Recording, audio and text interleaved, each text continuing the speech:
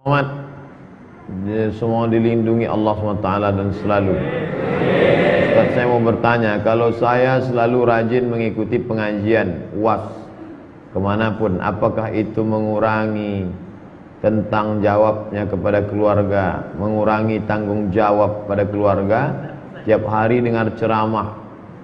Sekarang ini yang jadi masalah yang selalu masuk WhatsApp, ibu-ibu mengadu suaminya cemberut karena istrinya dengar ceramah.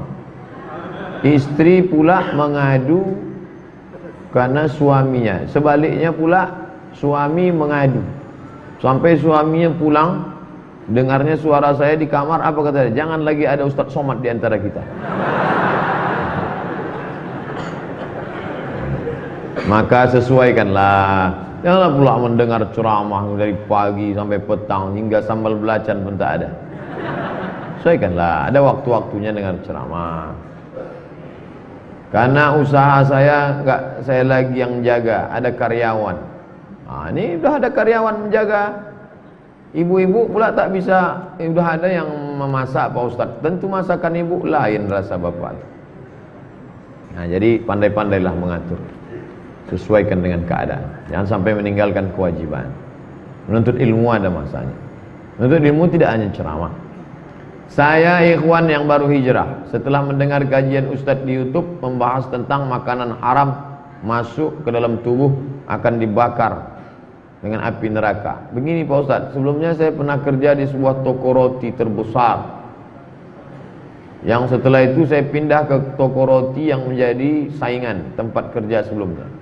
Adapun posisi saya tempati di tempat kerja sebagai orang ngontrol bahan produk diolah dalam pembuatan roti tempat tersebut selama 5 tahun. Begitu banyak bahan baku di toko roti ini tak halal. Untung saya tak pernah beli, selalu dikasih orang aja. Tapi tak saya makan. Namun toko roti ini mendapatkan label halal. Iya, karena yang dikasih label kan sampel aja. Mana sampel? Ini cop dah, habis itu mana orang nengok lagi? Habis lagi nak tipu, tak apa-apa tepung cacing lah, entah apa. Setiap ada sidak pemerintah, atasan saya selalu menyuruh saya dan rekan-rekan menyembunyikan produk yang tak halal itu. Oh, jahatnya. Patutlah otak kita kesetanan aja. Asik makan haram. Apa yang terjadi? Pertanyaan saya, halalkah rezeki yang saya dapatkan dari situ? Sedangkan saat ini mencari pekerjaan sangat susah. Carilah yang halal. Sementara dapat yang halal tu, makan aja lah yang haram tu dulu. Anggap makan babi. Cari selama sebulan nih jamaah. Inilah maunya kita, jangan cuma ngaji saja, tapi ada daftar. Bapak fulan, pekerjaan sini, perlu karyawan sekian orang. Jadi kita semacam biro juga. Bukan biro jodoh. Biro. Jadi di sudut sana ada anak muda yang mau hijrah meninggalkan pekerjaan syubhat. Di sudut sini ada bisnismen yang mencari karyawan. Ketemunya di mana? Di masjid. Di sudut sini ada anak muda yang baru hijrah. Di sudut sini ada. Nah, jadi ketemu. Sekarang kan tidak. Ngaji. Kenal kau sama saya? Enggak. La salam wala kalam. Tak ada ngobrol. Kadang lebih solid pula pemain gaplek lagi dari pengajian. Bagaimana saya nanti di akhirat minta maaf Pak Ustaz? Oh, minta maaf lah ke semua yang makan roti sepekan baru. Buat aja video pendek. Kepada seluruh yang makan roti saya mohon maaf. Saya tak bisa datang ke satu-satu. Kalian tontonlah ini. Dulu ku buatkan ini, campurannya ini. Buat. Kalau takut wajahnya nampak, di blur kan, suaranya buat suara saya campur dengan apa kan ada tuh, nanti saya buatkan, minta maaf kepada seluruh umat Islam biar sadar. Solusinya mana? Belanjalah ke roti muslim. Roti muslim. Ustaz Somad, ini roti kami ini di Jalan Dirgantara. Dirgantara, depan kantor Pak Jenderal Edinatar Nasution, masuk dalam ada Bintara. Dirgantara sana, Bintara. Bintara. Ini Pak Ustaz, roti kami ini telur ayamnya dicuci dulu. Telur ayamnya dicuci karena telur ayam tuh kulitnya kan najis karena keluar dari lubang ciri ayam. Maka dibasuh orang tu dulu. Jangan sampai enggak. Ini tangan satu, ambil telur ayam, cok, cok. Itu yang megang najis, itu juga yang membuat adonan. Patutlah sedap. Maka telur ini cuci dulu Pak Ustaz. Makan, jaga makanan baik-baik. Harus bagaimana saya ke depannya Pak Ustaz? Cari kerjaan yang baik, habis itu taubat. Minta ampun kepada Allah. Mudah-mudahan Allah mengampunkan dosa silap salahmu saudara. Amin. Saya pun banyak silap salah. Bukan tak ada silap salah. Manusia tak lepas dari silap salah. Ustaz, apakah benar tak ada yang namanya bid'ah hasanah? Idza wafaqa sunnah fa bid'atu huda. Kalau perbuatan itu baik, sesuai dengan sunnah, masih dipayungi dalil hukum syar'i, maka dia disebut huda, baik. Idza khalafa sunnah, kalau bertentangan dengan hadis, bertentangan dengan Quran, maka bid'atun mazmumah. Itu Imam Syafi'i yang bagi. Saya lebih percaya Imam Syafi'i. Kalau ada yang mengatakan tak bisa dibagi, saya lebih ikut Imam Syafi'i. Imam Syafi'i itu alim, nasirus sunnah, di kepala dia semua. Bagaimana pendapat Ustaz tentang jamaah tabligh dakwah dari pintu ke pintu? Jamaah tabligh lah yang mengajak orang ke masjid. Abdul Somad menceramahi orang dalam masjid. Udah duduk orang dalam masjid, baru datang Abdul Somad. Yang mengajak ke pintu-pintu. Assalamualaikum Pak Haji, ayo kita ke masjid. Usah kau ajak aku, kata Pak Haji. Aku udah bolak-balik ke Masjidil Haram. Sombongnya minta. Kau pernah Masjidil Haram? Belum Pak Haji. Pergi. Udah bolak-balik tapak kaki ke Masjidil Haram. Sombong. Tapi dia besok datang juga lagi. Senyum lagi. Pak Haji kata, colekkannya minyak wangi. Pak Haji belikannya siwak. Minyak wangi ku lebih mahal lagi. Di Madinah ni beli. Baik Pak Haji, besok datang juga lama-lama muak Pak Haji. Yalah, ayo kita pergi gitu. Teman saya ada yang yakin bahwa dia playboy syariah.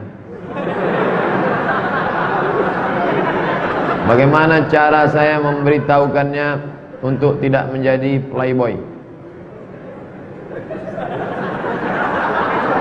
Inilah gara-gara bank syariah, bank konvensional semua mau disyariahkan orang. Playboy pun syariah. Mungkin yang dia maksudkan itu laki-laki yang menjaga kehormatannya, ikut remaja masjid, soleh, ganteng, tapi dia tak melanggar hukum syar'i. Kalau itu baik. Tapi kalau dibawanya anak gadis orang pakai jilbab, itu tidak membuat yang syar'i menjadi syar'i hanya karena dengan jilbab. Justru merusak. Anak-anak gadis yang jalan pacaran pakai jilbab itu merusak jilbab. Nanti orang akan berkata lebih baik tak berjilbab tidak pacaran daripada berjilbab pacaran, kan rusak. Orang tua jangan biarkan. Jangan biarkan anak kita pergi ya ma, ya kau pakai jilbab silakanlah pacaran. Itu merusak. Orang tua ini yang menjerumuskan anak. Nauzubillah. Saya mau bertanya Pak Ustaz, apakah benar jika memajang foto anak akan menyebabkan anak kita kena penyakit ain? Dan apa itu penyakit ain? Al-ainu haq. Ain itu hak. Jadi kemarin waktu di Bangka Belitung jumpa di ruang tunggu dengan Ustadz Yusuf Mansur. Jadi sahabat-sahabat muji, ini sedang viral loh sekarang Pak Ustadz. Jangan cuma itu, sebut Alhamdulillah. Jadi jangan disebut Alhamdulillah itu, maka ain itu bisa hilang. Orang berdagang megah mewah, lalu dia katakan, wah hebat sekarang. Itu bisa ain, bisa hilang dia. Ain berasal dari kata mata, karena awalnya mata melihat, lalu muncullah hasad dan lain sebagainya. Maka ucapkan Alhamdulillah, pujian kepada Allah, salah satu cara menghilang, mendekatkan diri kepada Allah Subhanahu wa ta'ala. Cantik anaknya, lucu ya, Alhamdulillah. Alhamdulillah. Istrinya solehah ya. Alhamdulillah. Istri siapa tuh? Istri kawan saya. Lah istri kawan.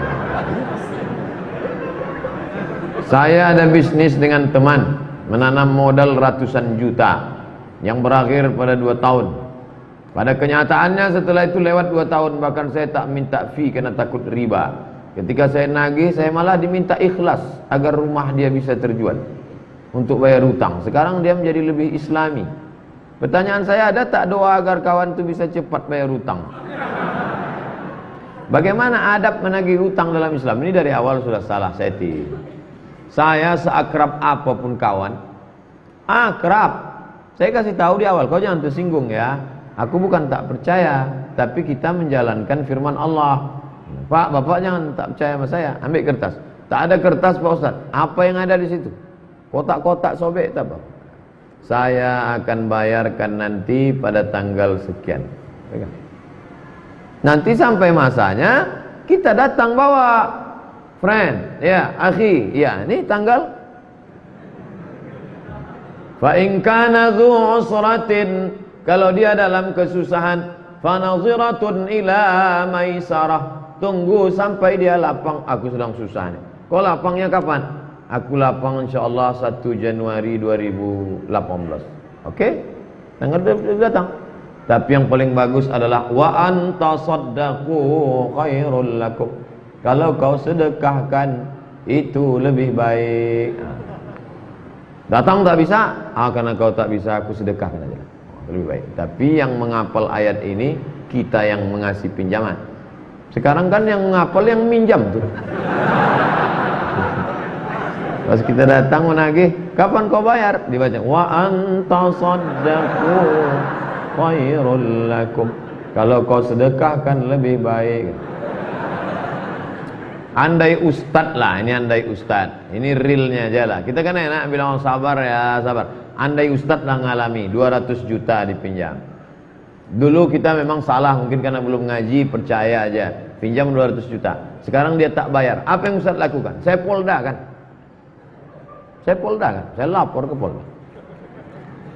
Lapor ke polisi, minta ini tangkap nih orang. Kalau ada aset dia jual. Dia mesti. Kita yang tegas dalam masalah hutang itu bukan kita dendam. Kita mau menyelamatkan dia, jangan sampai dia dan anak cucunya makan haram.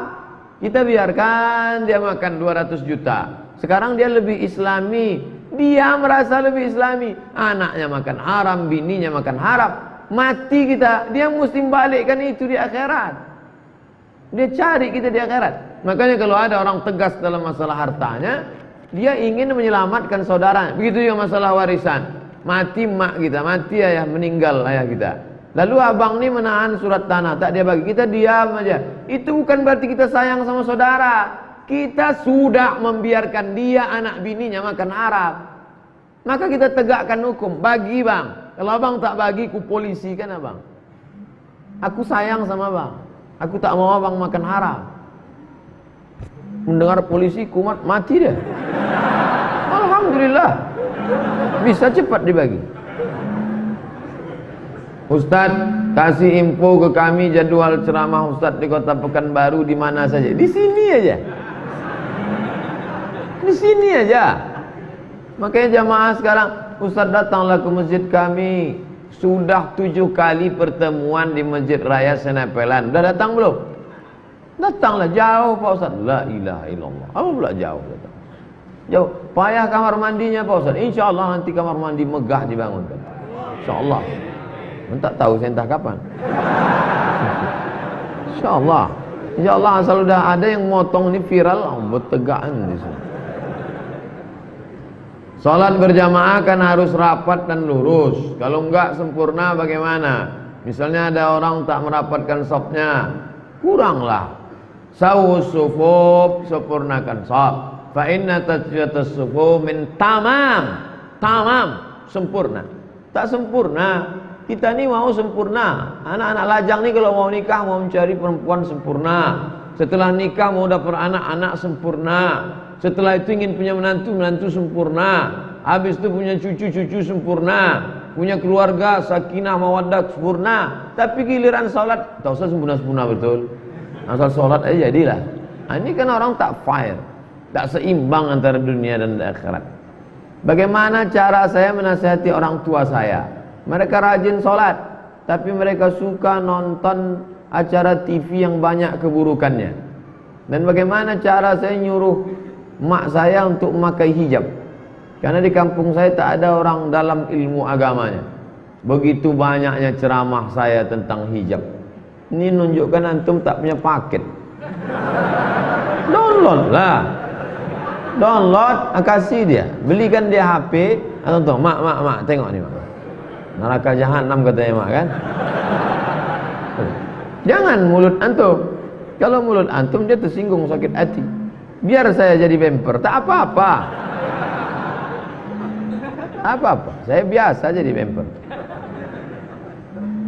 Saya seorang bujang, anak muda maksud. Karena mau menikah dengan seorang janda beranak satu. Karena dia wanita yang baik dan berhati soleha. Bagaimana Pak Ustadz? Mantap. Datanglah seorang sahabat, nikah dia. Nabi bertanya, kau nikah sama gadis apa janda? Kata dia, aku nikah sama janda. Kata Nabi, halla bikran tula'ibuka wa tula'ibuha. Kenapa kau tak nikah sama gadis? Kalau sama gadis kan kau bisa bercanda-canda, bergurau-gurau. Kenapa kau nikah sama janda? Ya Rasulullah, adikku banyak. Kalau aku nikah sama gadis nanti berkelahi istriku sama adik-adikku. Maka aku nikah sama janda, maka janda ini bisa melindungi karena dia lebih tahan sama adik-adikku. Tak apa-apa untuk yang pertama.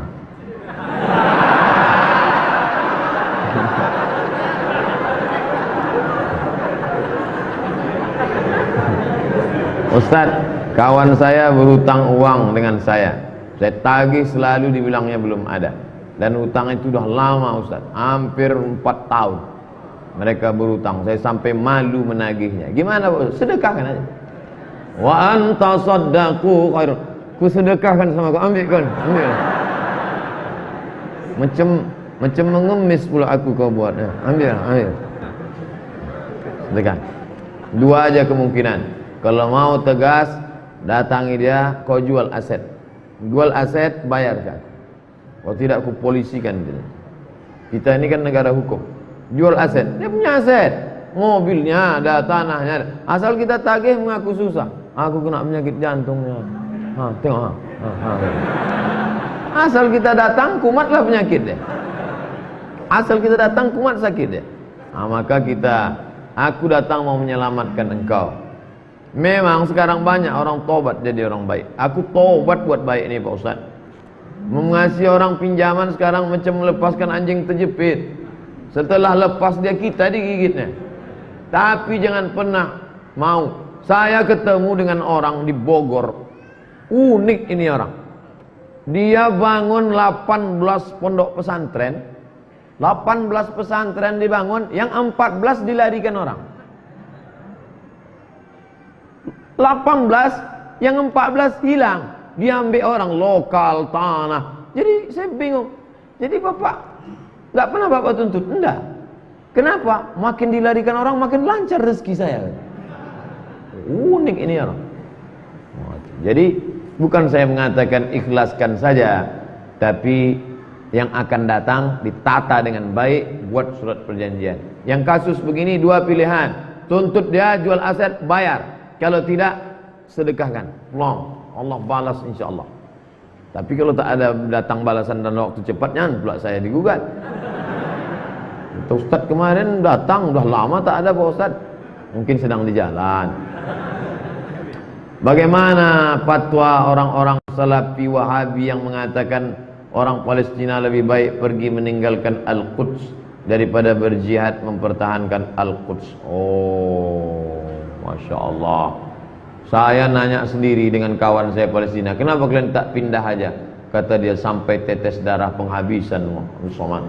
Ish kariman au mut syahidan. Mati hidup mulia atau mati syahid.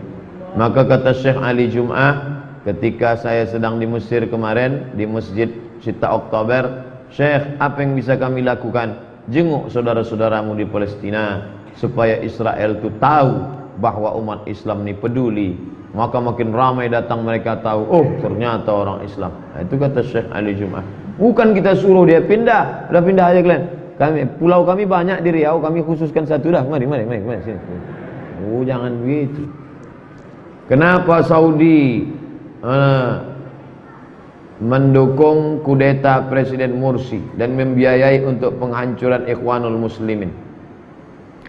Kalau besar Ikhwan ini kan merebut kekuasaan.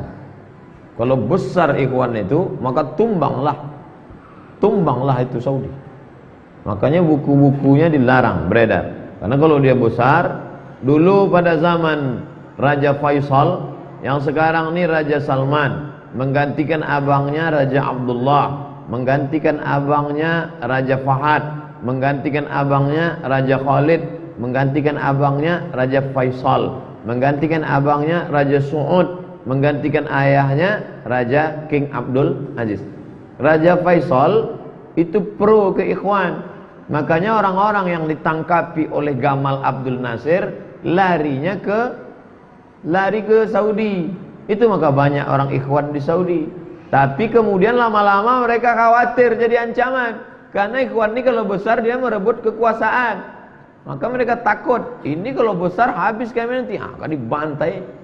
Dibantai. Insya Allah nih banyak juga caci maki nanti, tengok aja dah. Ustaz, saya seorang koki hotel. Apabila waktu sholat Jumat saya tak sholat karena teman yang lain sholat. Jadi saya disuruh bagian nunggu karena tak boleh kosong, bagian dari aturan. Carilah pekerjaan yang tidak menghalangi ibadah. Memangnya pekerjaan kita ini bisa menolong kita di hadapan Allah. Berapa lama? Makan. Hidup ini makan pakai. Hidup ini makan pakai. Rumah pakai.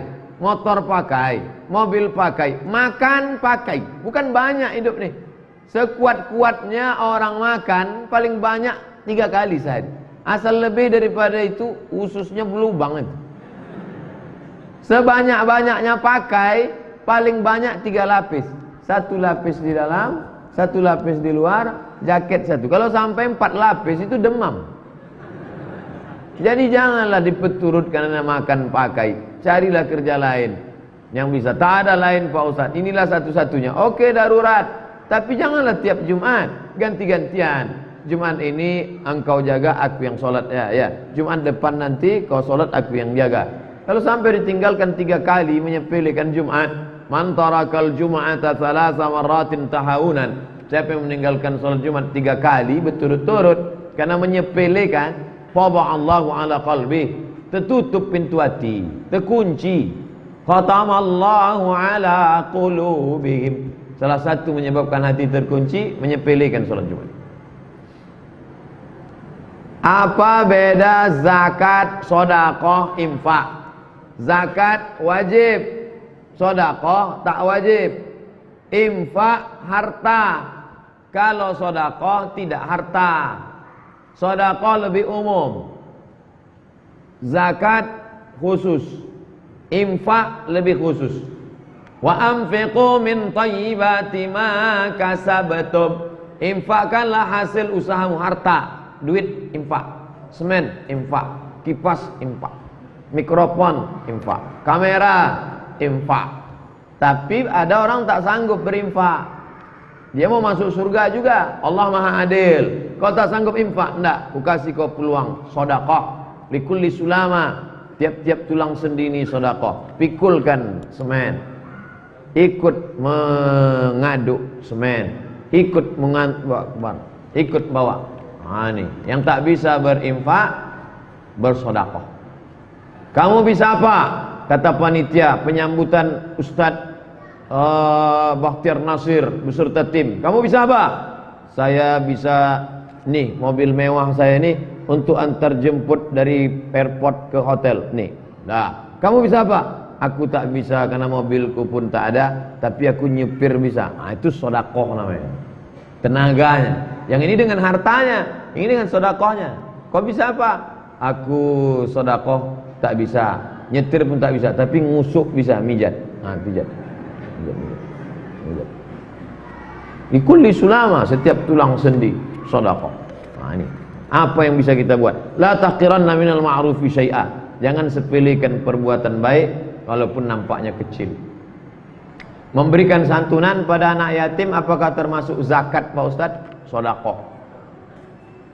Santunan pada anak yatim itu bisa infak, bisa sedekah.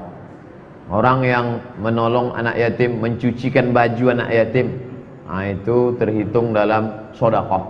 Mengasih makanannya infak.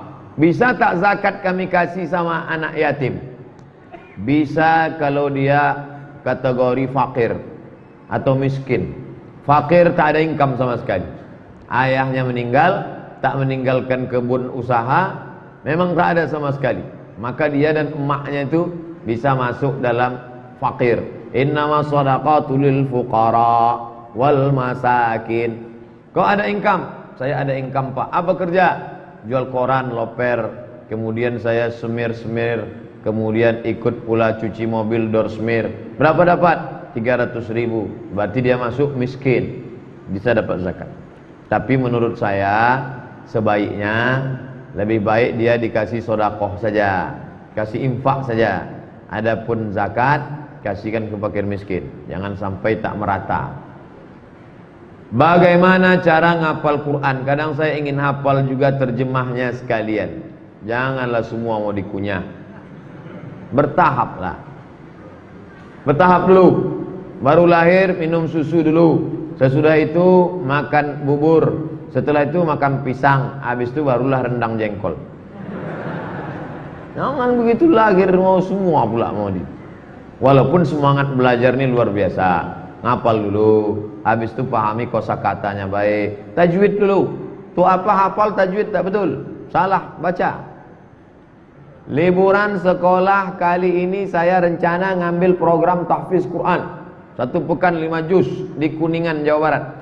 Niat saya agar saya bisa memberikan mahkota kepada orang tua, agar bisa bertawassul dengan hafalan saya, agar Allah memudahkan segala urusan saya. Mantap anak-anak sekarang. Betuah ibu punya anak macam ini. Apakah niat saya ini betul Pak Ustaz? Betul. Saya takut niat saya melenceng, tak membelok pun tidak. Sekalian mohon doanya Pak Ustaz. Mudah-mudahan anak cucu kita macam ini insyaallah. Dia ingin orang tuanya dapat mahkota tajum minan nur. Yang ibu-ibu, bapak yang anaknya hafal Quran, di akhirat nanti dapat mahkota dari nur, dari cahaya. Tak dapat mahkota dari cahaya, mahkota dari Masjid An-Nur pun jadilah. Yang mau saya tanya, bagaimana sikap kita kepada orang tua tiri, entah itu ibu atau bapak tiri? Apakah jika berselisih dengan orang tua tiri kita termasuk anak yang durhaka? Bisakah kita disebut anak durhaka kepada orang tua tiri? Ya. Setelah ibu kita meninggal, dialah yang merawat ayah kita itu. Setelah ayah kita tak ada, dialah tempat berbagi suka duka keluarga. Maka selama dia dalam koridor Quran dan Sunnah, baik dia adalah orang tua kita. Ada yang tak cocok, tabayun, klarifikasi. Sedangkan orang lain lagi kita tak boleh cakap kasar, apalagi dia yang sudah menjadi bagian dari keluarga. Dulu saya sering menggibah orang Pak Ustaz. Bagaimana saya menebus kesalahan jika orang yang saya gibah sudah tak tahu atau lupa? Banyak-banyak istighfar, sambung silaturahim. Tak perlu antum ceritakan. Mohon maaf ya, dulu aku sebelum hijrah ni banyak betul ngejek-ngejek, tak usah. Salam aja, dah. Yang perlu dibalikkan itu kalau terkait materi, duit, itu perlu. Sempadan tanah pernah tergeser 5 cm, yang balikkan balik. Adapun masalah cerita aib dia, sambung silaturahim, ukhuwah Islamiyah, hubungan baik, cukup. Doakan Ustaz, semoga saya dan kita semua hadir ni pribadi yang lebih baik. Amin. Doa juga Ustaz ingin menikah di tahun 2018, mohon doanya agar dipermudah. Bulannya harus jelas juga. 2018 panjang tuh. Ya kalau di awal, kok di ujung? Pak Ustaz, hukum bekerja di bank konvensional riba. Bagaimana dengan pegawai yang bekerja di bank negara yang dikelola BUMN? Karena diketahui pendapatan dari bank tersebut dimasukkan ke kas dan negara menggaji mereka melalui BUMN dari bank negara tersebut, Pak Ustaz. Ada yang langsung, ada yang tak langsung. Maka yang langsung itu yang 4. La'anallahu akilar riba, makan riba. Wa mukilahu, yang dikasih makan riba. Wa katibahu, wa syahidaihi, 2 saksinya. Adapun bapak yang jual nasi di rumah makan, datang pegawai bank mau beli nasi. Pak, beli nasi 2 bungkus. Jangan, duit riba kami tak terima. Bapak jual semen, toko bangunan. Pak, kami mau beli semen 5 sak. Ini duit riba apa duit halal? Itu tak langsung. Maka yang tak langsung tidak masuk dalam kategori riba. Pak Ustadz, kenapa zaman sekarang perempuan lebih tertarik dengan laki-laki ganteng kaya daripada laki-laki beriman, Pak Ustadz? Ini bukan sejak zaman sekarang, dari zaman dulu dah memang begitu. Dari dulu, antum aja tak tahu. Memang begitulah dunia ini. Dari dulu memang orang mau yang ganteng, yang kaya, yang banyak. Kalau datang laki-laki miskin susah, adinda, sudikah kau menerima pinanganku? Hanya kain sehelai di badan, tidur pun beralas koran. Cari aja yang lain, bang. Mana mau dia? Siapa yang mau susah? Tak ada orang mau hidup susah. Pak Ustadz, tolong jelaskan pentingnya negeri Syam, Palestina bagi umat Islam, agar para jamaah lebih bisa merasakan apa yang dirasakan saudara-saudara kita. Antum selama ini kemana aja? Bolak-balik kita cerita Palestina dengan Syam Organizer. Dari mulai ujung Tembilahan sampai ke bagian Siapi-api kami bawa Syam Organizer dengan Pak Makmur. Sampai mobil terbalik untuk Syam Organizer, cerita masalah Palestina. Allahu Akbar, Palestina, tolong selamatkan. Sebar kota, begitu tengok 2000 perak. Juang untuk Palestina. Pokoknya apa yang bisa kita buat untuk Palestina. Tak pernah saya berhenti dalam doa. Allahumma ansur ikhwanana al-mujahidin fi Palestina. Nanti di akhir zaman kata Nabi, kalau kalian mau melihat orang-orang yang teguh, yang tidak pernah takut pada mati, adalah orang-orang yang berjuang di Palestina. Oleh sebab itu, tuba lisyam, tuba lisyam, berbahagialah bagi Syam, bagi Syam. Syam itu Palestina, Suriah, Lebanon, Yordania yang sedang berkecamuk sekarang. InsyaAllah Islam akan bangkit, insyaAllah. Dari Bunyamin tak yakin. Pak Ustadz, tolong ceritakan sedikit apa yang terjadi ketika Ustadz berada di Bali. Soalnya saya lihat di Instagram Ustadz ada di demo. Saya tidak mau disuruh berikrar oleh orang-orang yang tidak punya kapasitas, legalitas. Apa kapasitas dia untuk memaksa saya? Memangnya saya ini pemberontak? Memangnya saya ini perampok? Saya ini kan ustadz yang diundang. Bahwa ada video-video itu kan yang dipotong-potong. Saya bicara hablum minan nas, bicara tentang ukhuwah wataniyah, sama-sama kebangsaan. Tak pernah, belum pernah di Pekanbaru ini dari kalangan HKBP, Santa Maria, Konghucu mengkomplain. Belum pernah loh. Dah 2008 saya pulang, 2017 belum pernah. Oleh 9 tahun. Oleh sebab itu lalu diminta saya, mana saya mau? Saya tak mau. Saya mau pulang. Saya mau pulang. Siapkan tiket Ustadz Dayat. Siap tiket. Malam itu sudah siap tiket. Tapi ternyata di Masjid An-Nur juga namanya, 5.000 orang sudah siap.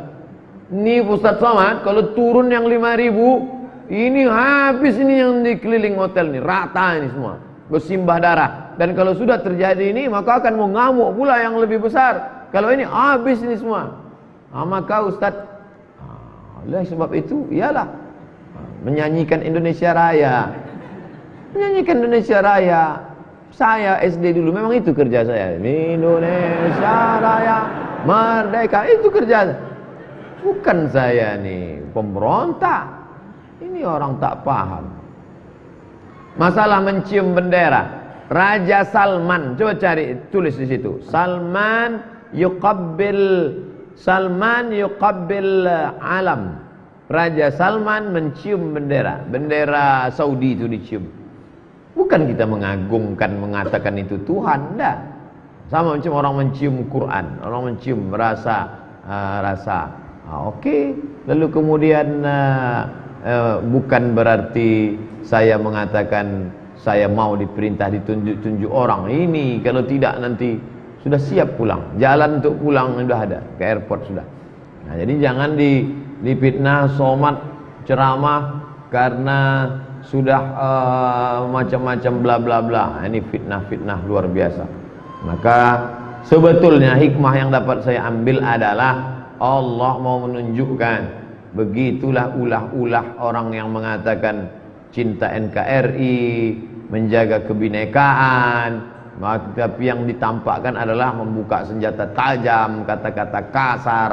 Akhirnya itu yang viral menjadi. Sekarang malah kita pusing untuk menenangkannya pula. Bagaimana menenangkan kaum muslimin supaya ini saudara kita, jangan sampai menghancurkan pura, jangan sampai menganiaya orang Hindu. Mereka ini tak sama semua.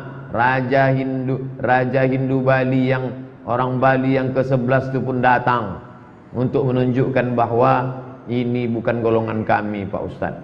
Dulu kami bahkan berwakaf tanah nih. Orang Bali berwakaf tanah itu untuk masjid. Bahkan ada di antara mereka yang TPA, Taman Pendidikan Qurannya, wakaf, bukan wakaf namanya, apalah gitu. Hadiah dari Hindu Bali. Hubungan mereka baik. Nah, jadi ada komunitas Hindu, ada komunitas Muslim. Nah, ada person-person terkait masalah politik, terkait masalah nasi bungkus, terkait masalah preman. Yang orang Hindu Bali sendiri pun tak suka. Mereka ini hanya memalak kami, ngutip duit tak tentu arah, keamanan. Itu ada dalam komen-komen mereka. Nah, jadi sebetulnya ini cara Allah SWT untuk menunjukkan. Akhirnya tersebarlah video kebrutalan, kejahatan mereka. Mudah-mudahan Allah menjaga negeri ini dari provokator-provokator perusak kebinekaan kita, insyaallah. Bagaimana cara menyadarkan teman yang suka mengadu dengan teman yang lain dalam satu perkumpulan atau organisasi? Mana ada yang suka ngadu? Ini orangnya, panggil sini. Mana yang suka kau adukan itu? Ini duduk. Ini klarifikasi. Tabayyun namanya. In ja'akum fasiqun binaba'in fatabayyanu. Ormas-ormas, lembaga-lembaga, partai-partai di zaman teknologi canggih, bisa telekonferen, bisa WhatsApp, bisa Twitter, bisa BBM, bisa datang ruang banyak. Kenapa mesti suka isu? Duduk, kenapa? Duduk sama. Kamu tak senang sama saya, kenapa? Karena video Ustadz yang kemarin bla bla. Bisa saya jelaskan semua. Semua pembicaraan saya ini bisa saya jelaskan, insyaallah. Yang tak bisa saya jelaskan bagaimana saya tidur, itu tak bisa saya jelaskan. Semua yang saya lakukan dalam keadaan sadar, itu bisa saya jelaskan. Apa alasannya? Ini ceramah tanggal sekian, kenapa ini yang disampaikan? Oh, ini alasannya. Ini kenapa Ustadz sombong sekali? Ini alasannya. Ada semua. Tapi klarifikasi. Jangan main fitnah-fitnah. Jangan gagal paham. Ini manusia ini sekarang terbagi dua. Yang pertama, gagal paham. Yang kedua, cari makannya dari gagal paham. Memang sengaja dia gagal paham, karena makannya dari situ. Ini bahaya. Gagal paham saya Pak Ustaz. Memang susah kita memahami orang-orang begini. Itulah yang dapat saya sampaikan malam ini. Mudah-mudahan kita mendapatkan kebaikan. Ala hadhihi niyah al-Fatihah. A'udzubillahi minasyaitonir rajim. Bismillahirrahmanirrahim. Alhamdulillahi rabbil alamin arrahmanir rahim. Malik yaumiddin, iyyaka na'budu wa iyyaka nasta'in. Ihdinas siratal mustaqim, siratal ladzina an'amta 'alaihim ghairil maghdubi 'alaihim waladdallin. Amin. Allahumma ij'al hadzal balada baladan aminan mutmainnah. Jadikan negeri ini negeri yang aman dan tentram ya Allah. Ya'tiha rizquha min kulli makan. Melimpah ruah rezeki dari berbagai macam penjuru ya Allah. Allahumma rzuqna imaman adila, berikan kepada kami pemimpin yang adil ya Allah. La tusallit alaina man la yakhafuka wa la yarhamuna. Jangan kau berikan kuasa pada orang yang tak sayang pada kami dan tak takut kepadamu ya Allah. Allahumma ja'alil Qur'ana rabi'a qulubina, jadikan Quran sebagai penenang hati kami. wa dhihaba huznina wa humumina wa humumina. Jadikan Quran sebagai pengusir gundah gulana dan kesedihan kami ya Allah. Allahumma ja'al abna'ana min huffazil Quran wa hamalatih. Jadikan anak-anak kami sebagai penghafal Quran dan pembawa panji-panji Al-Quran ya Allah. Rabbana ighfir lana dzunubana, ampunkan dosa kami, wa li abaina, ayah kami, wa ummahatina, ibunda kami, wa azwajina, pasangan hidup kami, wa dzurriyyatina, anak keturunan kami, wa liman hadarana, semua yang hadir di majelis ini pulang dalam keadaan bersih dari silap salah dosa. Ya muqallibal qulub, wahai engkau yang membolak-balikkan hati, iftah quluba ashabina, bukakan pintu hati kawan-kawan kami yang belum juga mau membayarkan hutang supaya dia mau membayarkannya segera ya Allah. Allahumma iftah abwabal rizqi wa abwabal barakah wa abwabal ni'mah wa abwabal rahmah. Bukakan pintu rezekinya, buka pintu keberkahan, pintu nikmat, pintu kebaikan ya Allah.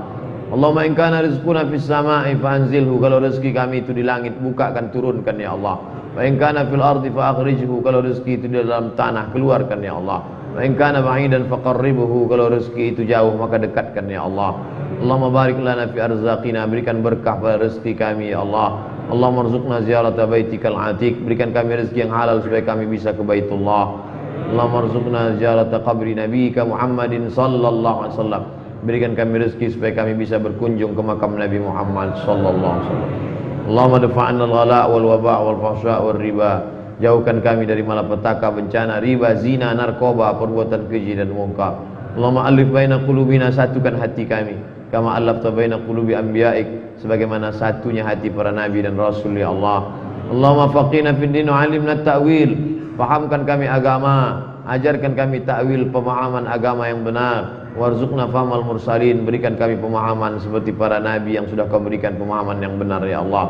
Rabbana atina fid dunya hasanah wa fil akhirati hasanah wa qina adzabannar. Wa sallallahu ala sayyidina wa maulana Muhammad wa ala alihi wa sahbihi wasallam, walhamdulillahi rabbil alamin. Taqabbalallahu minkum minna wa minkum taqabbal ya karim.